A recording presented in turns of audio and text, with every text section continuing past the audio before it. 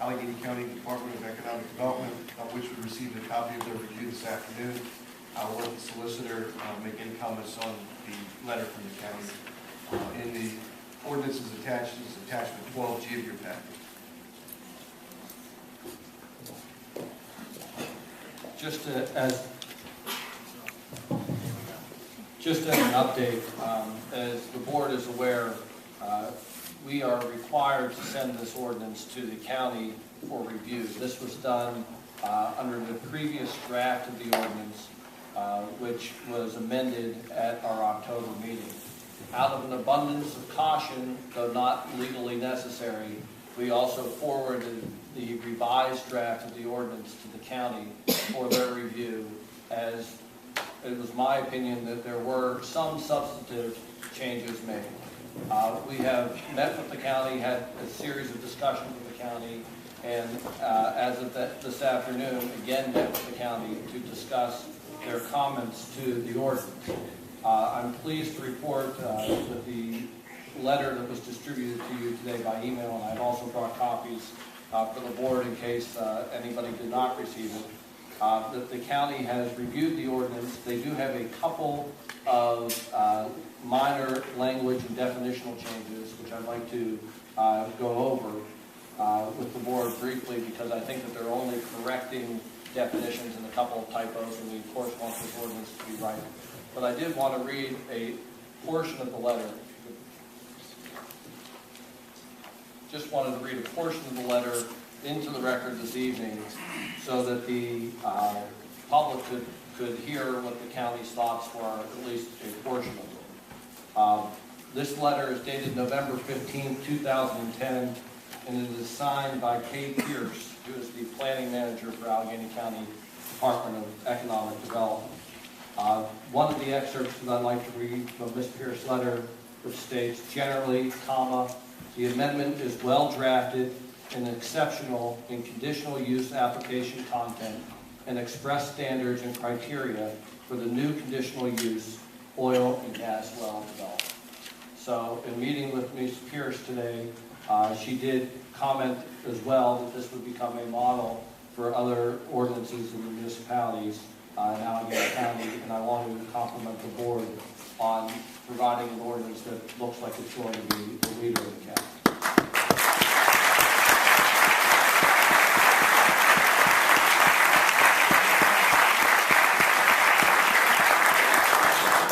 As far as the definitional changes, and again, let me just state for the record that I believe all of these changes to be minor and technical in nature, none of which are substantive or in any way affect the validity of the ordinance. The first change that the county had recommended is that in the definition of decibel, the word ration should be changed to ratio. The second change that the county had recommended is that the definition of mineral removal, which is defined elsewhere in the ordinance, be amended to specifically exclude oil and gas development. Again, I believe this change is minor in nature and consistent with the proposed ordinance.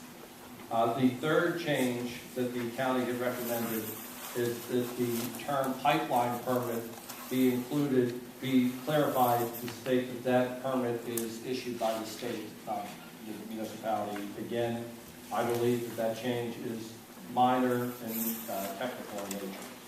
And with regard to the setback requirements, as I announced at the public hearing last week, there was a typo in the R4 district in that the setback should be 1,000 feet for residential uses and 500 feet for non-residential uses. So again, this evening, I wanted to again raise that issue so that it is clear that the ordinance we are passing would have that provision in it.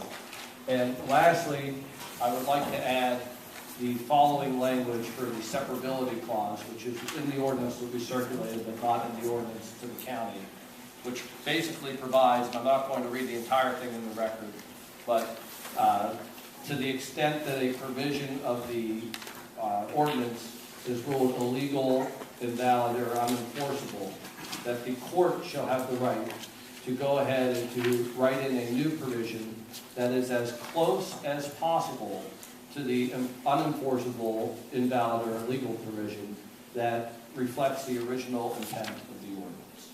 Again, I believe that this change is minor and technical in nature and does not affect the validity of the ordinance. The other thing that I would add is that, as Mr. Hoy said, this ordinance has been advertised on multiple occasions. Proof of publication of the advertisement has been forwarded to the municipality to be held in the records of the municipality. It is my opinion at this point that we have complied with the procedural formalities required to pass the amendments to the zoning ordinance, and that it is right for action this evening.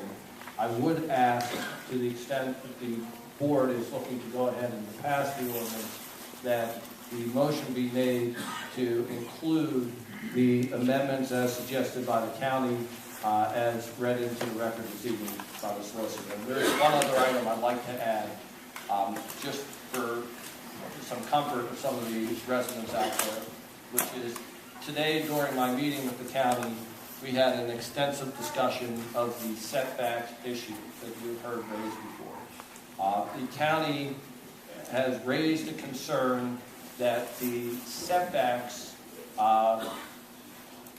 be reviewed by the board to make sure that there are places within the township that the oil and gas operations are actually permitted.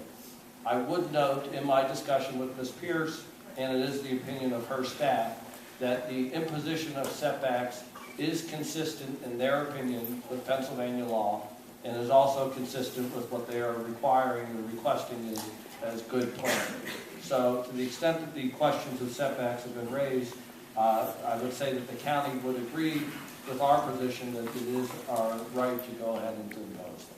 So with that brief solicitor's report, and not so brief solicitor's report, I would turn it over to the board for questions, comments, etc.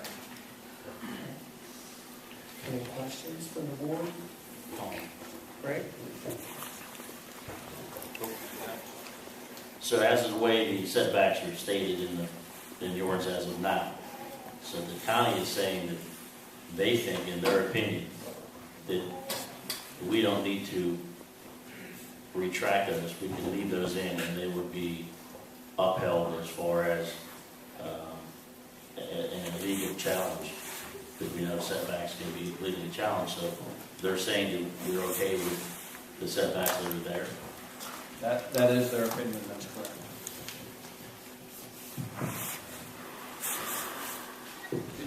Greg, just to amplify that, the concern they wanted to make sure is that the setbacks as proposed did not prohibit it anywhere within the township, that it would be prohibited in an area. That actually, what we will do is part of documenting this, which I believe is consistent with what's been done by the staff already, is we'll outline setbacks on our GIS system and go ahead and justify the support for it. I would also add that, like any ordinance, this is a living, breathing document, and certainly as things come up, we have the right to go ahead and change it. So this is, at this point, based on the best available information and months of research and work, it is our opinion that it is consistent with Pennsylvania law, municipalities' plans right in the township. Okay, is there a motion to approve a proposed ordinance amending to Chapter 240 of the Township Code to establish rules and regulations for oil and gas drilling operations with the county's recommendations? I'd like to make a motion to adopt the pending ordinance, including the minor amendments proposed by Allegheny County. Also, we've advertised amendments to the pending ordinance, which would hereby delete oil and gas development as conditional use from the R1, R2, R3, R4, and CD1 zoning districts within South Fayette Township. And we've added additional specific criteria to the zoning districts where oil and gas development is permitted. Just as a matter of clarification for Mr. Gabriel, when we talk about as amended by the county, that's highlighted with the items I read into the record. Is that correct? That's correct. Is there a second to Commissioner Gabriel's motion? I'll second. All in favor? Aye. Roll call, please, Yvonne. Gabriel? Yes. Cox? Yes. Schreit? Yes. Caffrey? Yes. Curl? Yes. There you go.